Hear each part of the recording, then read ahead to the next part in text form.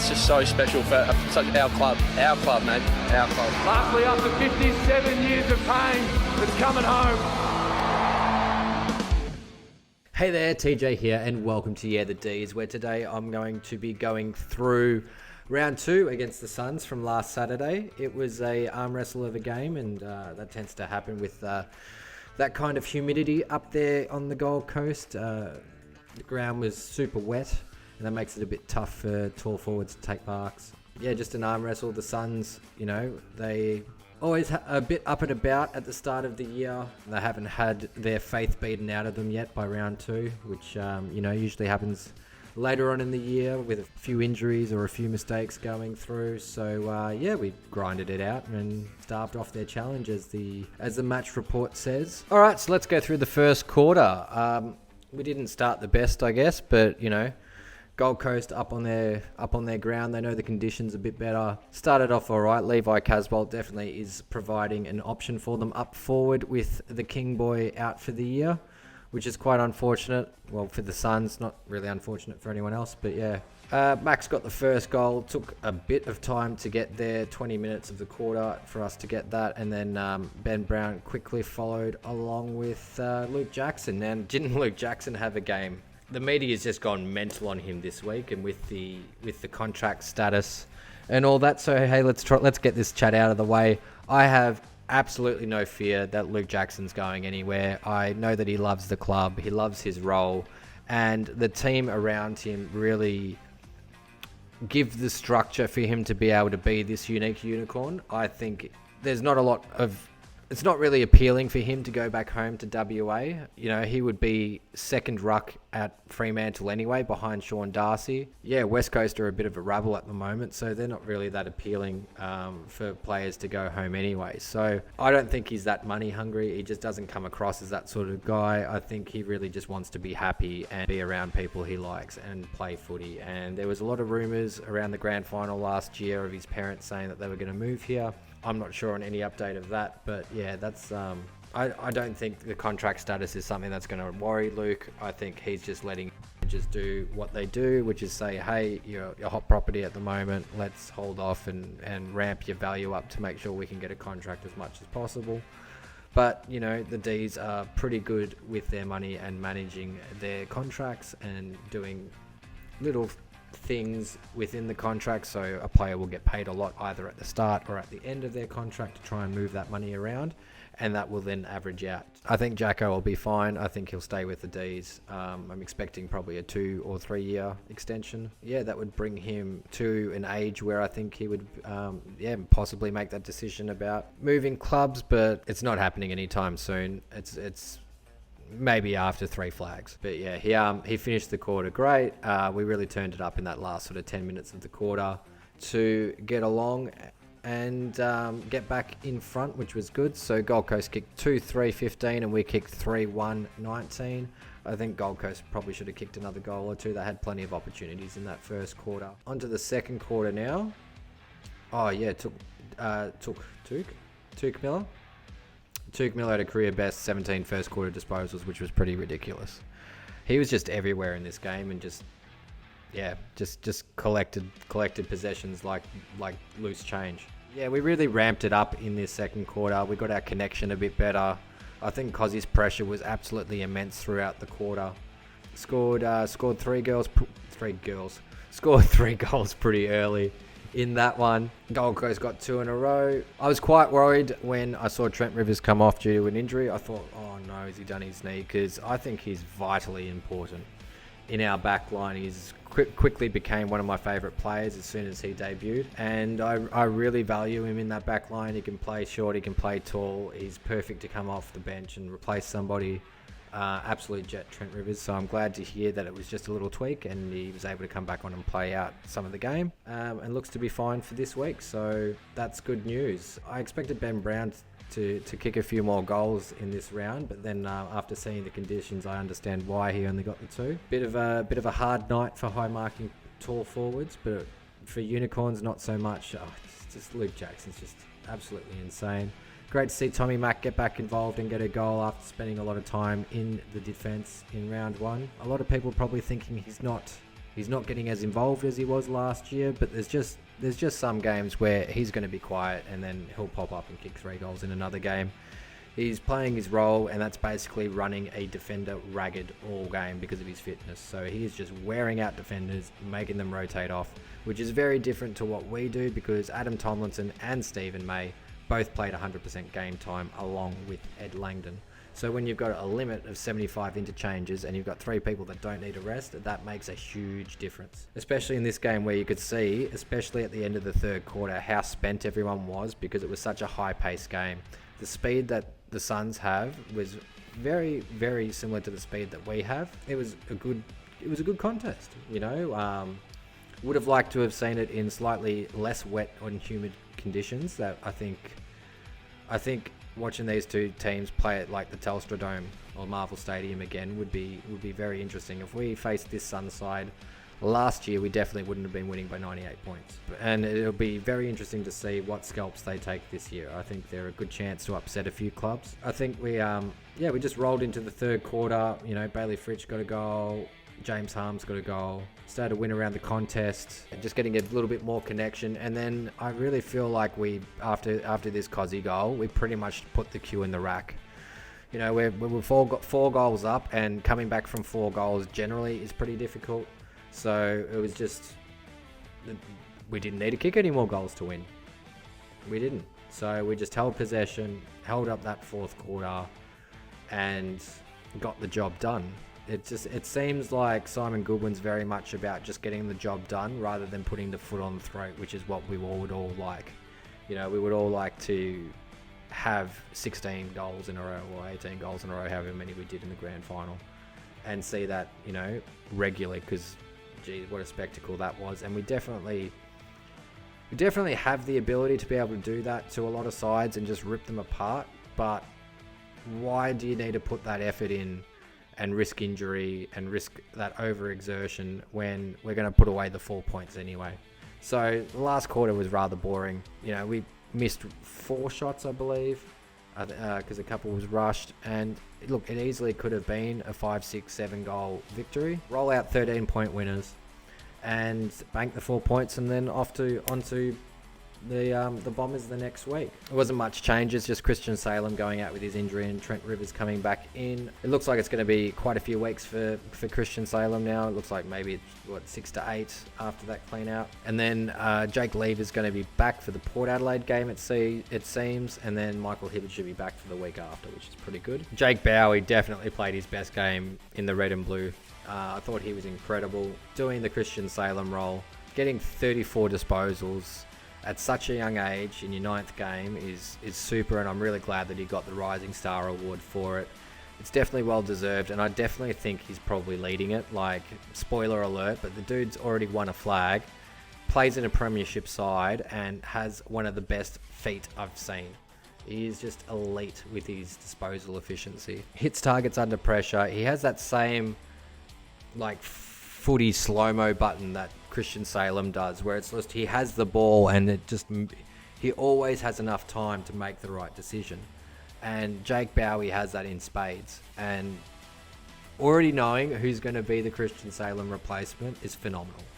Like, it's such an important role to make sure you nail those kicks out of the back line, out from the defensive 50, because that's the major turnover area. That's where teams are really trying to make a contest, create a turnover, create a spoil, so there's not clean marks coming out from your defensive 50. And Jake Bowey does that all the time. Absolutely love watching him play and watching him hit targets. And then Christian Petrarca's had the best 3 games in a row his whole career. So he's had back-to-back 10s from the coaches' votes and has had 39, 38 and 40 disposals. I was saying last year, yeah, Christian Petrarca's great, and a lot of people think he's the best player in the game, but he's not even the best player at Melbourne. Now he's overshadowing Clayton in these first couple of games. He's just bursting out of those packs, pushing past people, still holding on to tackles, hitting targets with his handballs. His kicking still, you know, but that's what happens when you're an inside mid with a lot of pressure on. But 780 metres gained in a game is ridiculous. That's absolutely ridiculous. 86% time on ground, so he's barely off. He's just, what a beast. I can't get enough of watching Christian Petrarca play. Would have loved if those 2 behinds were 2 goals, though. One thing I thought that was very, very interesting was actually that Jake Bowey had 16 intercepts. 16 intercepts in a game is ridiculous. Absolutely ridiculous. Now, out of them, if you look at it, only one of them was an intercept mark. So that means he's getting ground ball intercepts. So 34 of his disposals came, like almost half of them, 16, came from him turning the ball over from the opposition and then leading forward with his kicking. Phenomenal stuff.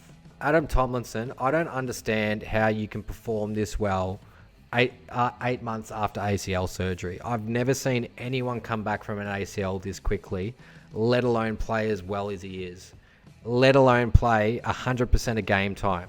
Like, he's out there for 2 hours. The conditioning that these players have is so elite. It's just unreal.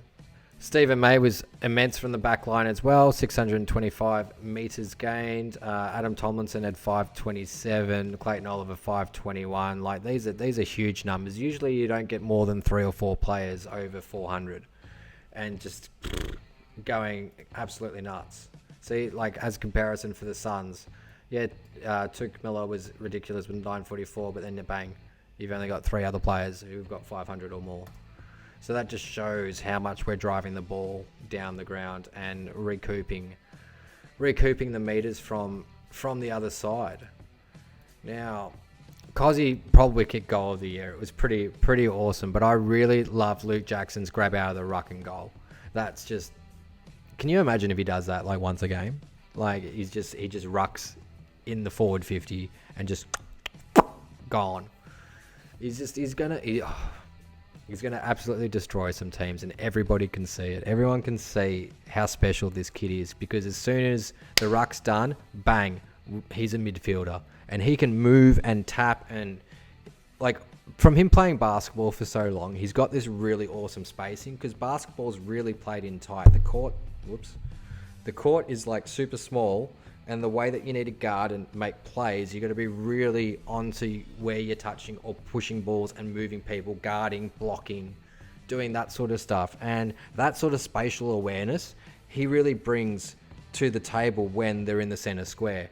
It's like the center square is almost like the key in basketball. And watching the way that he moves and taps and does that sort of thing is just, it's just such a special skill that you don't see other players doing.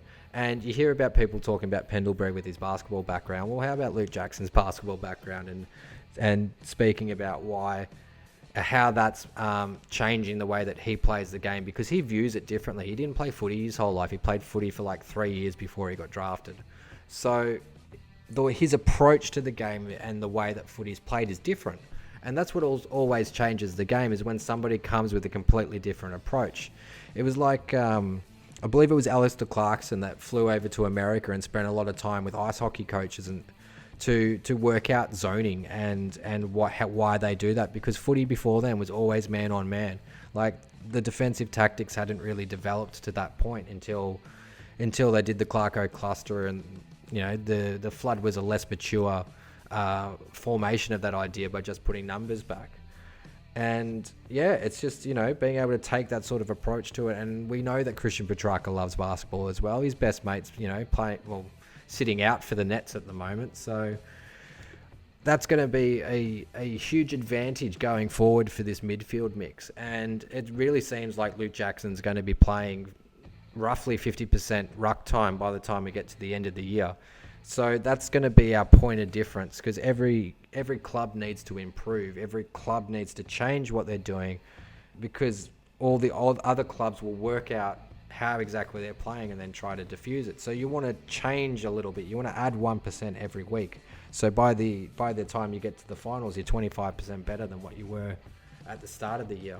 But yeah, basically that was sort of what I was wanting to go through.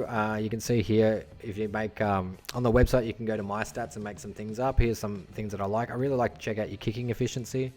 You know, it's nice to see that with all 3 kicks, Ben Brown hit them. You know, James Harms, a lot of people think he butchers the ball. Well, look at him going at 88.9% from foot. And then like Tom Sparrow doing 83%, that's not bad. Most of those were handballs, but at least he's hitting targets. James Jordan's really thriving on the wing at the moment. So with the changes that we had in the back line, Angus Brayshaw's left the wingers club and moved into the men's department for a while. This is giving James Jordan a bit of time on the wing, which has been nice. I thought Joel Smith played another solid game. Like I'm not his biggest fan, and I think I might have mentioned that in the last video. I just think he's kind of Frost-like, but really starting to warm up to him now. Charlie Spargo's just signed a 3-year extension, which is nice as well. So that's good news. And yeah, let's just go through the team stats quickly, and then I'll give you my thoughts and my votes for this game.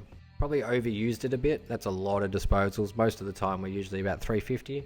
So that's a lot of overhandling with the ball for being way above our average, and mostly with kicks and stuff.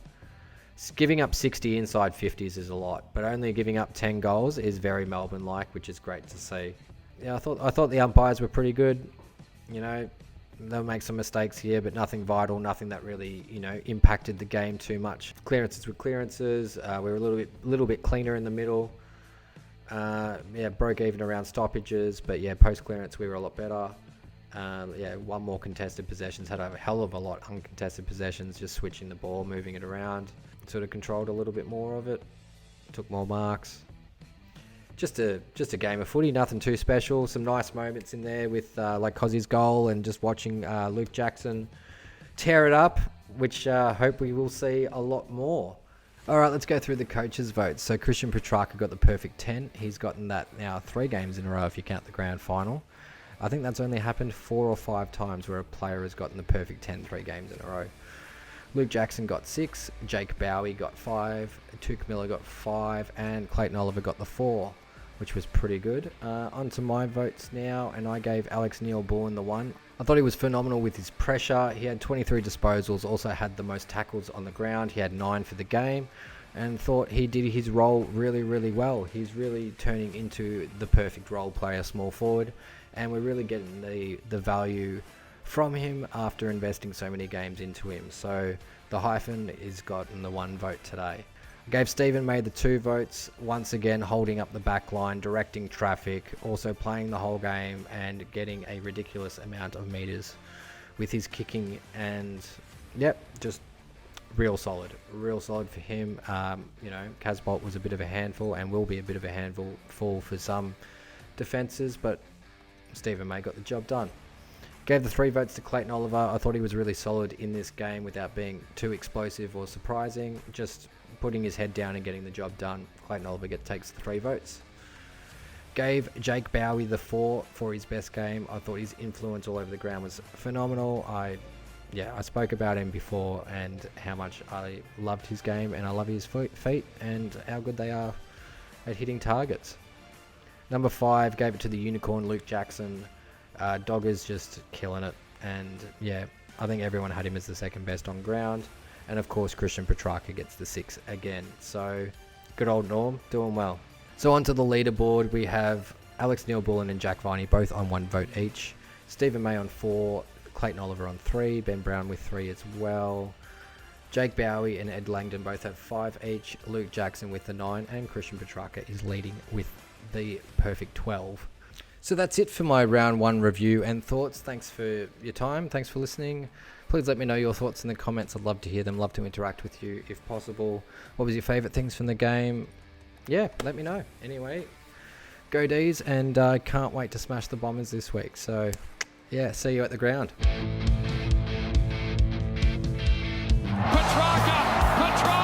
Oh wow! How good is that? Sparrow to make it a 3-goal, 3-pointer lead. He's got it! Surely not another one.